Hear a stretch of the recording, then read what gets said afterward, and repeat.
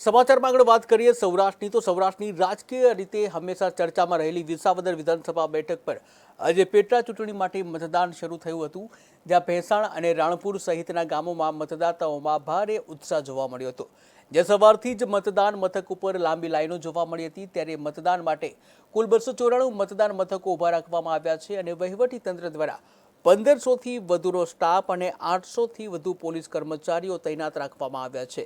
આ સાથે જ એસઆરપીની 3 ટીમો અને સીએઆરપી જે ટીમ છે તેની પણ 4 ટીમો જે છે એ શાંતિપૂર્ણ માહોલમાં ચૂંટણી તૈયાર જે થાય તે માટે થઈને શાંતિપૂર્ણ માહોલમાં તમામ ચૂંટણીનો જે માહોલ જળવાઈ રહે તે માટે તૈનાત કરવામાં આવ્યા છે। ત્યારે વિસાવદર પેટા ચૂંટણીમાં આજે મતદાન પ્રક્રિયા છે જે સાંજે 6 વાગ્યા સુધી ચાલશે।